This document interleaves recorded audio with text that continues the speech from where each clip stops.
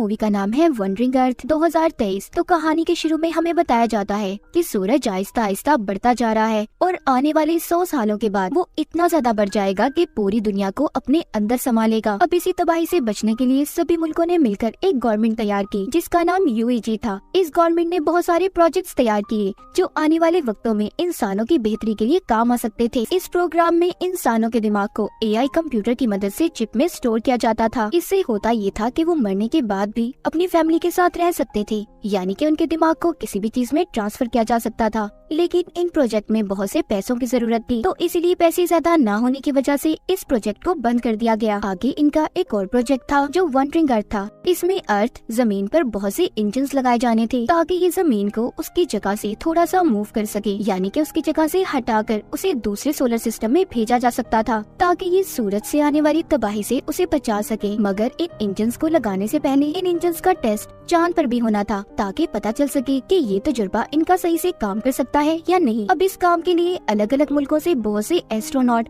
खलाबाजों को चुना गया था। अब हमें एक एस्ट्रोनॉट लियो दिखाया जाता है। यहाँ पर जो AI वाला प्रोजेक्ट था उसके बंद होने की वजह से बहुत से लोगों ने एहतजाज करना शुरू कर दिया था क्योंकि वो इस प्रोजेक्ट को पूरा करने का कह रहे थे। तभी कुछ एहतजाज करने वाले लोग इन एस्ट्रोनॉट पर हमला कर देते हैं। यहाँ पर एक लेडी एस्ट्रोनॉट जिसका नाम हैन था वो इन लोगों का मुकाबला करती है और उन्हें रोक लेती है। इसके बाद सभी एस्ट्रोनॉट्स को एक एलिवेटर की मदद से चांद पर भेजा जाता है। ये एलिवेटर इन सभी को 90,000 मीटर की बुलंदी पर इनके स्टेशन पर पहुंचाने वाली थी। सब उस स्टेशन पर पहुंच जाते हैं जहां पर इनकी ट्रेनिंग शुरू हो गई थी।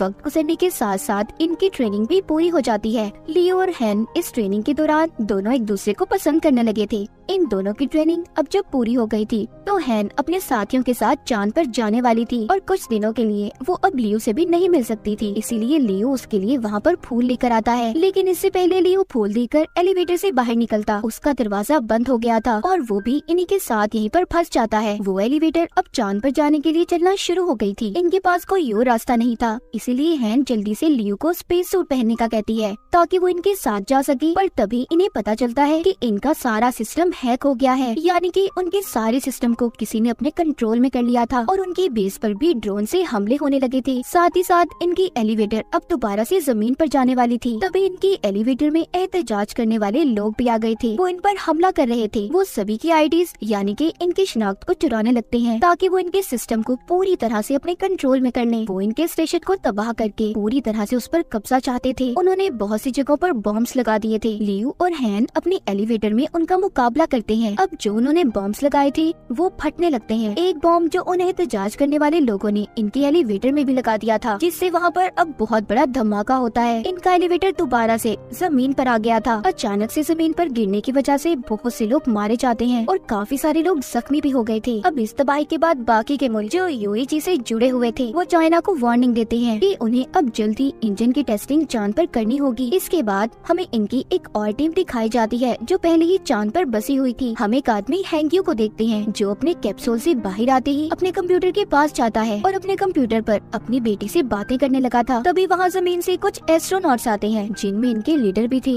जो आकर अपनी टीम को बताते हैं कि हमें इंजन टेस्ट मिशन को कुछ महीनों में पूरा करना होगा। ये यहाँ पर इनकी मदद के लिए और भी बहुत से एडवांस सुपर कंप्यूटर लेकर आए थे जो इंजन को चलाने में इनकी मदद करने वाले थे। यहाँ पर हमें ये भी पता चलता है कि जो डिजिटल लाइफ प्रोजेक्ट था जिसमें इंसान के दिमाग को AI की मदद से एक चिप में स्टोर किया जाता था, उसके हेड पहले हैंग्यू और इनके लीडर हुआ करते थे। मगर अब जब उस प्रोग्राम को बंद कर दिया गया तो इन्होंने यहाँ पर इस प्रोजेक्ट पर काम करना शुरू कर दिया। हैंग्यू यहाँ पर अपनी बेटी से बातें करने लगता है। यहीं पर हमें ये पता चलता है कि कुछ सालों पहले हैंग्यू की फैमिली का एक्सीडेंट हो गया था, मगर उसने अपनी बेटी के मरने से पहले उसके दिमाग पर AI वाला पहला तजुर्बा किया। उसके दिमाग को उसने AI की मदद से चिप में स्टोर कर लिया, मगर उसका ये तजुर्बा बस कुछ वक्त के लिए ही था। यहाँ पर जो हैंग्यू के लीडर सुपर कंप्यूटर को लाए थे, हैंग्यू उसकी मदद से अपनी बेटी को दोबारा से AI रोबोट बनाकर जिंदा करना चाहता था, मगर उसके लीडर इस काम के लिए उसे मना कर देते हैं क्योंकि ये काफी खतरनाक था।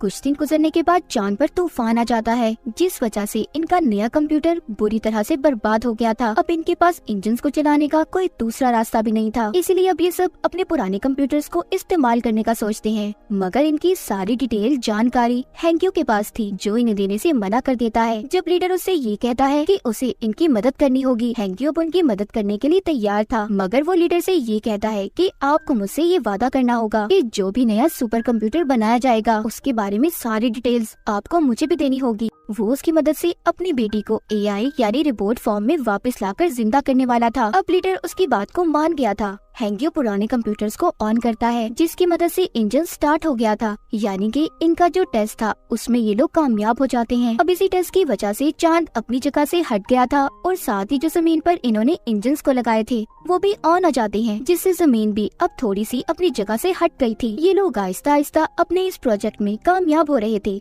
जो सूरज की वजह से तबाही होने वाली थी, इनका वो डर भी अब खत्म हो रहा था। सब कुछ ठीक होने के बाद जैसे जैसे वक्त गुजरता है, यूएजी ने और भी बहुत से प्रोजेक्ट को स्टार्ट किया था, जिसमें इनका एक और प्रोजेक्ट जो अंडर सिटी था, जहाँ पर इन्होंने जमीन के नीचे कुछ शहरों को बनाया था कि अगर जमीन पर कोई तबाही हुई तो बहुत से लोग वहाँ पर जाकर रह सकते हैं। मगर वहाँ का टिकट हर किसी के पास नहीं था। इसके बाद हमें कहानी में हैन और लियो दोबारा दिखाए जाते हैं, जिनकी अब शादी हो गई थी, उनका एक बेटा भी था। पर जब ये लोग मिशन पर गए थे तो उस वजह से हैन को कैंसर हो गया था, इसीलिए उसकी हालत बहुत खराब होती है और वो बहुत जल्दी मरने वाली थी। अब नए सुपर कंप्यूटर्स भी बना दिए गए थे, उनके अंदर बहुत सी एडवांस टेक्नोलॉजी को भी डाला गया था। उन्हीं में से अब एक कंप्यूटर जिसके सामने लियो बैठा था, वो कंप्यूटर उसका इंटरव्यू ले रहा था। यहीं पर हैंक्यू भी उन्हें देख रहा होता है। जब रात होती है तो रात को हैंक्यू अब उन कंप्यूटर्स के पास जाता है। जैसा कि हम जानते हैं, वो इन कंप्यूटर की मदद से अपनी बेटी का रोबोट बनाना चाहता था, पर यहाँ तभी इनके हेड आ जाते हैं, जो हैंक्यू को ये सब करने से रोक रहे थे। मगर इससे पहले हैंक्यू ने बहुत सारे कंप्यूटर के सिस्टम्स को खराब कर दिया था, जिसका नुकसान चांद पर जो इन्होंने इंजन्स लगाए थे उन्हें होता है।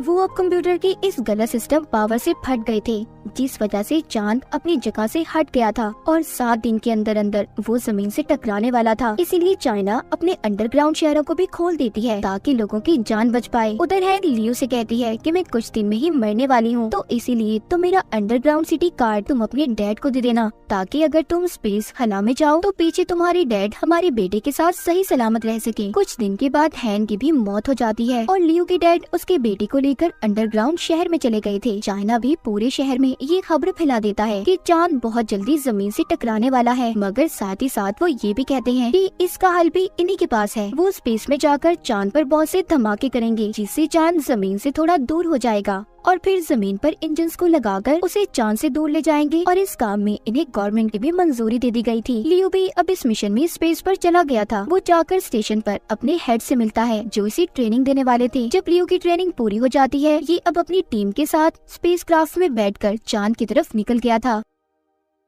इनका काम था कि चांद पर जाकर जगह जगह बॉम्ब्स को गिराना। अब जब ये लोग बॉम्ब्स को गिराकर वापस से लौट रहे थे, तभी एक दूसरा स्पेसक्राफ्ट अनबैलेंस होकर इनके स्पेसक्राफ्ट से टकराकर तबाह हो जाता है, जिस वजह से इनका स्पेसक्राफ्ट भी खराब हो गया था। ये लोग जल्दी से अपने कैप्सूल की तरफ जाते हैं, मगर ये 4 थे और कैप्सूल में सिर्फ 3 सीट्स थी। इसीलिए लियो अपने साथियों की जान बचाकर उन्हें भेज देता है और खुद यहीं पर रहने का फैसला करता है। जमीन पर हैंक्यू और लीडर भी आ गए थे, जहाँ पर आकर इन्हें ये पता चलता है कि हर चीज को ठीक करने के लिए उन्हें इंटरनेट सिस्टम को ऑन करना होगा, जो कि अब खराब हो चुका था। अब ये सारी टीम समंदर के अंदर जाने का फैसला करती है, जहाँ पर इनका एक और स्टेशन था। लीडर और हैंक्यू को भी समंदर के अंदर जाकर सुपर कंप्यूटर की मदद से इंटरनेट को ठीक करना था। इनके साथ 2 रोबोट्स भी थे जो पावर स्टेशन तक आने के लिए इनकी मदद करते हैं, मगर ओवर पावर होने की वजह से इनका एक रोबोट खराब हो गया था। इसीलिए अब इन्हें सुपर कंप्यूटर की मदद से ही इंटरनेट के सिस्टम को ठीक करना था। उधर बॉम्ब के फटने की वजह से चांद का मलबा भी अब जमीन पर आकर गिरने लगा था,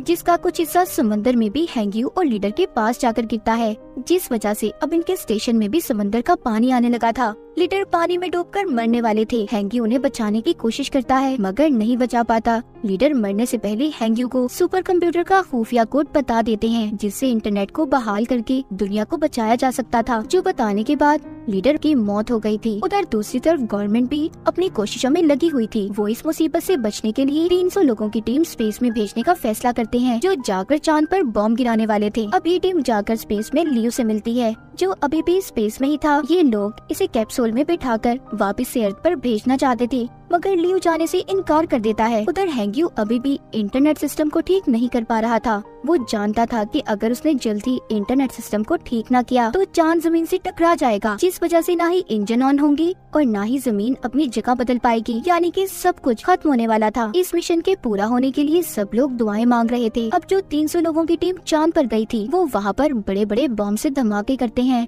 जिस वजह से चांद अब अपनी जगह से हटने लगा था। हैंग्यू भी उधर समझ गया था कि ये इतनी जल्दी इंटरनेट सिस्टम को ठीक नहीं कर सकता, इसीलिए वो यहाँ से अपने दिमाग को भी वो सुपर कंप्यूटर में डाल देता है। हैंग्यू की पानी में ही मौत हो गई थी। जब सबको ये बात पता चलती है कि हैंग्यू मर गया, सभी की उम्मीदें टूट गई थी, क्योंकि उन्हें अब ऐसा लग रहा था कि दुनिया खत्म हो जाएगी। पर हैंग्यू के मरते ही सब कुछ उसका दिमाग सुपर कंप्यूटर में ट्रांसफर हो गया था। वो कंप्यूटर खुद ही इंटरनेट कनेक्शन को रिस्टोर करने लगता है। अब जमीन पर सभी इंजन्स को भी चला दिया गया था। दरअसल उन सुपर कंप्यूटर्स के अंदर अब हैंग्यू का दिमाग था। इस वजह से इंटरनेट के ठीक होते ही सभी इंजन स्टार्ट हो जाते हैं और चांद भी जमीन से दूर हो जाता है। ये मिशन कामयाब हो गया था। पूरी दुनिया बच गई थी, सभी खुश थे। इन्होंने अपने नए सफर को शुरू किया था। इसके बाद हमें 2065 में दिखाया जाता है। अब जमीन पर और भी ऐसे ही बहुत से इंजन्स बनाने का काम चल रहा था। लियो भी इसी मिशन में शामिल था। तो इसी के साथ ये कहानी यहीं पर खत्म हो जाती है।